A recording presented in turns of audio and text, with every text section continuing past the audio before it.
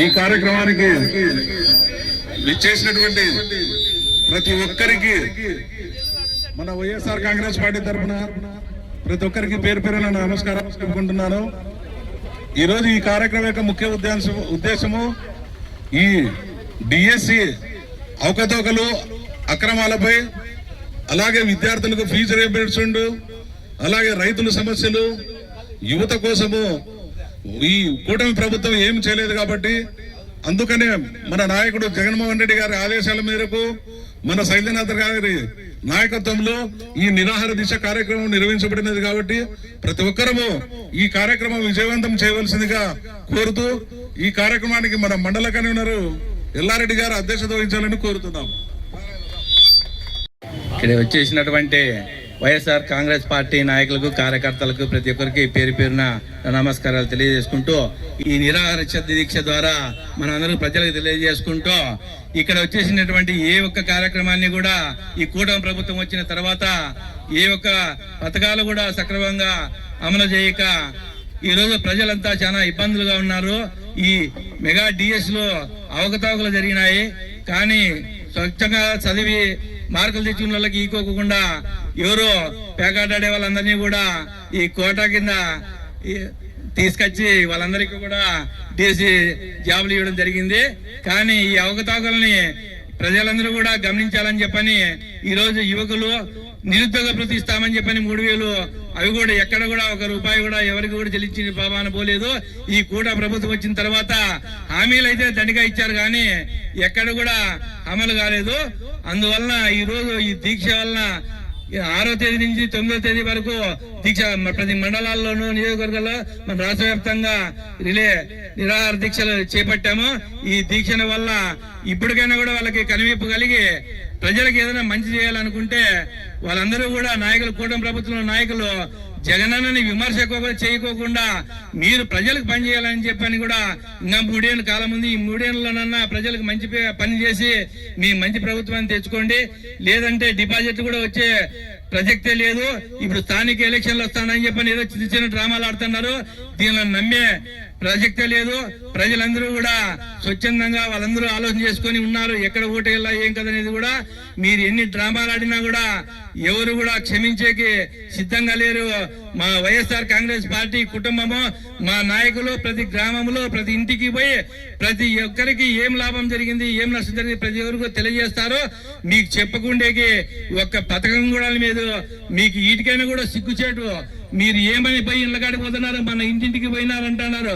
ఊర్లో పోతే 4 ఇళ్ళకాడి పోయి బయటకు వచ్చినారు తప్ప ఏ ఇంటికాడికి పోయినారు, ఏ పథకాలు వచ్చినాయని మీరు ఏమైనా చెప్పిండేది ఏమైనా ఉందా? ఇవన్నీ కూడా మీరు ఇవన్నీ బూటకు మాటలు చెప్పుకోకుండా పనిచేసిండేటివి కొన్ని అయినా కూడా చెప్పి మీరంతా మంచి పేరు తెచ్చుకొని ప్రభుత్వం ఓట్లు అడిగే వాళ్ళు తప్ప ఇవన్నీ కూడా కట్టిపెట్టి మీరు ప్రజల దగ్గర నుండి ప్రజలకు మంచి చేస్తే బాగుంటుందని ఈ కూటమి ప్రభుత్వానికి మా వైఎస్ఆర్ కాంగ్రెస్ పార్టీ తరఫున మేము తెలియజేసుకుంటున్నాము. డిఎస్సి అక్రమాలపై జరిగినటువంటి ప్రభుత్వం యొక్క చేస్తున్నటువంటి నిర్వాకానికి వ్యతిరేకంగా ఈరోజు వైఎస్ఆర్ కాంగ్రెస్ పార్టీ తరఫున గాలదిన్న మండల కేంద్రంలో రిలే నిరాహార దీక్ష చేపట్టడం జరుగుతూ ఉంది. ఈరోజు లక్షలాది మంది విద్యార్థులు వాళ్ళ భవిష్యత్తు, ఆ కుటుంబంలో ఉన్నటువంటి బాధలు ఈరోజు ప్రభుత్వం తెలుసుకోవాలి. ఎందుకంటే ఈరోజు వాళ్ళ భవిష్యత్తుని నిర్ణయించినటువంటి ప్రభుత్వం ఈ ప్రభుత్వం. వాళ్ళ మీద ఏ విధమైనటువంటి ఇబ్బందులు గురి చేసినా ఈ రోజు లక్షలాది మంది విద్యార్థుల భవిష్యత్తు ప్రశ్నార్థకమవుతుందని చెప్పేసి నేను ఈ సందర్భంగా తెలియజేస్తా ఉన్నా. ఈరోజు మన జగన్మోహన్ రెడ్డి గారి నాయకత్వంలో మన అన్ని నియోజకవర్గాల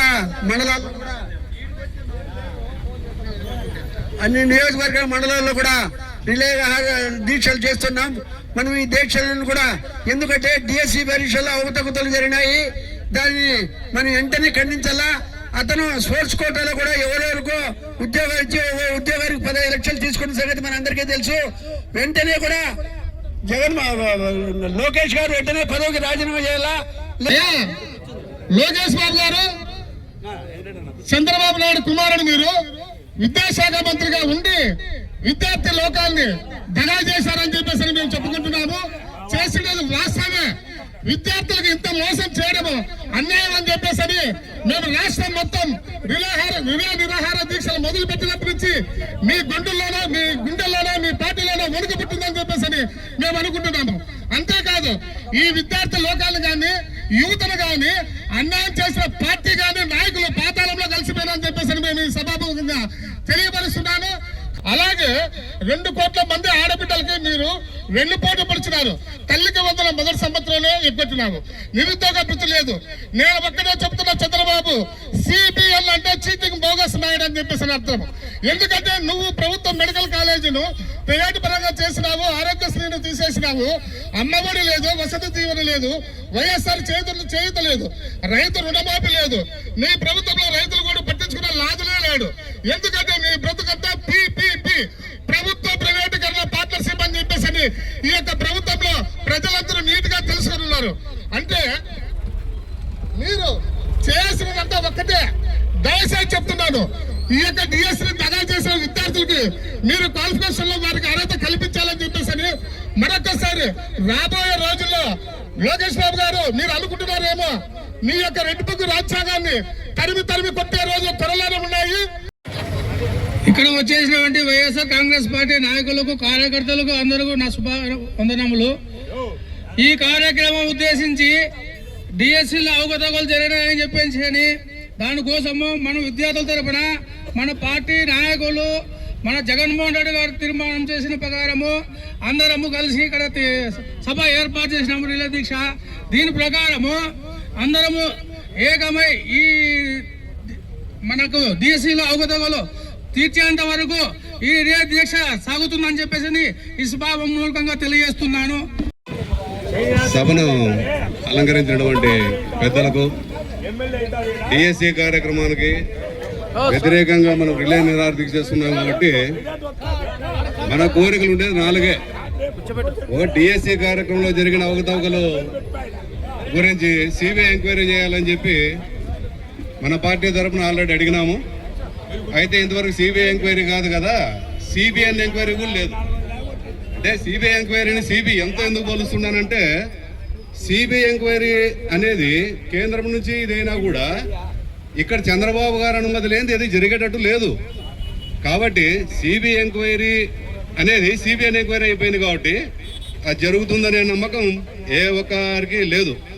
కాబట్టి డిఎస్సి అభ్యర్థులకు కానీ మన పిల్లలైనటువంటి స్టూడెంట్స్కి కానీ జరిగిన అన్యాయంగానే మిగిలిపోతుందేమనే బాధ ఒకవైపు ఉన్నా, మనం చేస్తుండే ఈ కార్యక్రమం వలన కొద్దిలో గొప్పగా ఏదో ఒకటన్నా మేలు జరుగుతుందనే ఆశ ఒకవైపు. ఇకపోతే లోకేష్ గారు రాజీనామా చేయాలనేది రెండో కాన్సెప్షన్ మంది. లోకేష్ గారు రాజీనామా చేస్తారనేది ఇక్కడ ఉన్న వాళ్ళలో ఎవరికి ఏ విధమైన ధైర్యము లేదు. ఎందుకంటే మాకు పదవులే ముఖ్యం, మేము పదవుల్లోనే ఉంటాం, మేము ఇవి చేయడానికే వచ్చాము అనేది ముఖ్యమైన కాన్సెప్ట్ నారావారి కుటుంబాన్ని.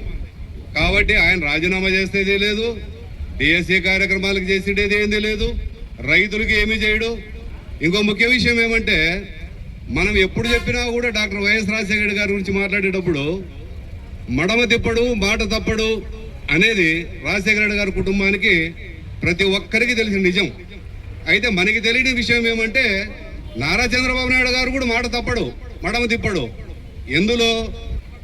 రైతులకు మోసం చేయడంలో కానీ, డిఎస్సి అభ్యర్థులకు మోసం చేయడం కానీ, వెన్నుపోటుకు కానీ, రైతులకు ధర లేకోకుండా మద్దతు ధర కాదు కదా కనీస ధర కూడా లేకోకుండా చేయడంలో కూడా ఆయన కూడా మాట తప్పుడు మడమ తిప్పడు.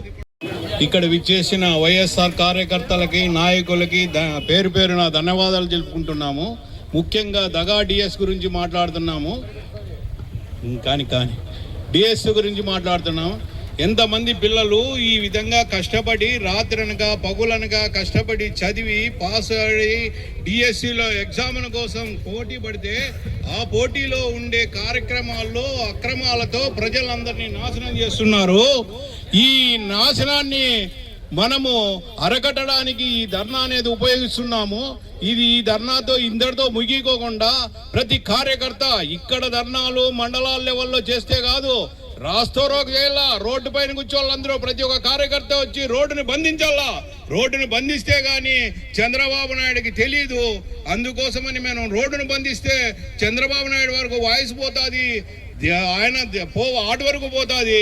అందుకోసము మనం ప్రతి విషయాన్ని దృష్టిలో పెట్టుకొని చేయాలి. ఇంతకుముందు ఇన్సూరెన్స్ ప్రజలకి కట్టాలి అంటే గవర్నమెంటే కట్టేది. కానీ ఈ రోజుల్లో చంద్రబాబు నాయుడు నిన్న మొన్న అందరికి ప్రజలకు వాయిస్ పంపించాడు, మీరే కట్టండి, చిరా చెట్లు ఇంత కట్టండి, వేరుశనకాయలు ఇంత కట్టండి, కంది ఇంత కట్టండి, వరి ఇంత కట్టండి అంటున్నారే కానీ ఈ డబ్బులు ఎక్కడి నుంచి వస్తాయి ప్రజలకి? ఎంత ఇబ్బందుల్లో ఉన్నారు, వర్షాలు లేవు, పంటలు లేవు, ఏ విధమైన ఆదాయాలు రైతుల దగ్గర లేనప్పుడు ఇన్సూరెన్స్ కట్టమంటే అది ఏందో మీరే కట్టుకుంటే పోదా? మళ్ళీ జగన్మోహన్ రెడ్డి 5 సంవత్సరాలు ఎట్లా కట్టినాడయ్యా? మీరు 2 సంవత్సరాల్లో మీరు కట్టలేకపోతే ఎట్లా? ప్రతిదీ కట్టాలా, ఖచ్చితంగా కట్టి తీరాలా. ఇప్పుడు కట్టిండే వాళ్ళందరికీ రిటర్న్ గా అమౌంట్ రిటర్న్ చేయాలా. ఈ గవర్నమెంట్ నిర్వహించిన మెగా డిఎస్సిలో అవకతవకలు దేశంలో ఎక్కడ లేని విధంగా అవకతవకలు జరగడంలో నెంబర్ 1.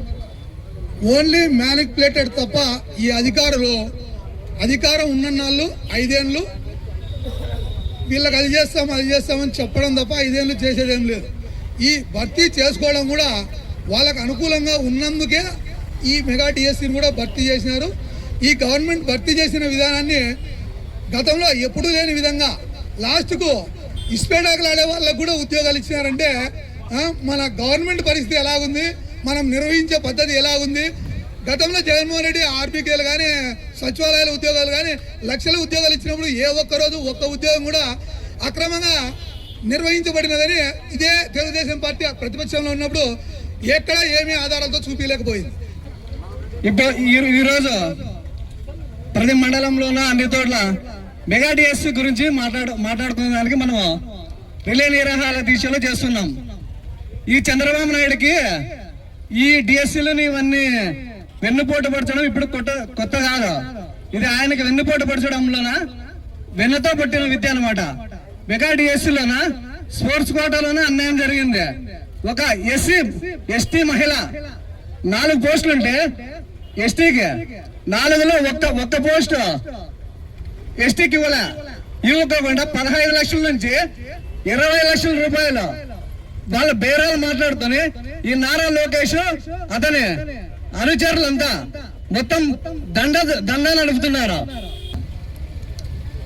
ఈరోజు ముఖ్య ఉద్దేశము ఈ కార్యక్రమం మీకు అందరికీ తెలిసిందే. డిఎస్సిలో అనేక అవకతవకలు జరిగి చదువుకొని బాగా టాలెంట్ కలిగిన విద్యార్థులకు మోసం జరిగింది, అన్యాయం జరిగింది.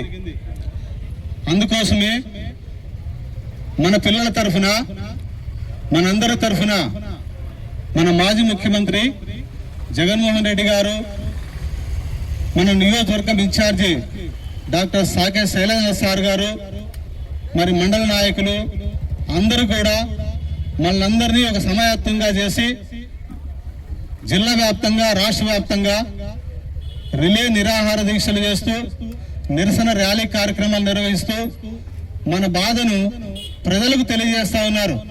వైఎస్ఆర్ పార్టీ నాయకులను, కార్యకర్తలు కూడా చాలా తక్కువగా అంచనా వేసుకుంటున్నారు. అది చాలా తప్పు. కాబట్టి ప్రజల్ని మీరు గుర్తించండి, ప్రజల బాధలను తీర్చండి, ప్రజల సంక్షేమాన్ని తీర్చండి. వాళ్ళ వల్ల మీరు మేలు పొందండి తప్ప మీ అబద్ధ వాగ్దానాలు చేసి ప్రజలను మోసపరచొద్దని మీకు నేను తెలుగుదేశం నాయకులకందరికీ కోరుకుంటా ఉన్నాం. వేదికను అలంకరించిన పెద్దలందరికీ నా హృదయ శుభాకాంక్షలు.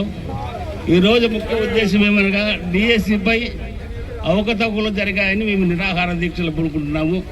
ఇంతకుముందు డిఎస్సి గురించి పెద్దలందరూ మాట్లాడినారు. ఇంకా కొత్తగా నేను మాట్లాడేది ఏమి లేదు.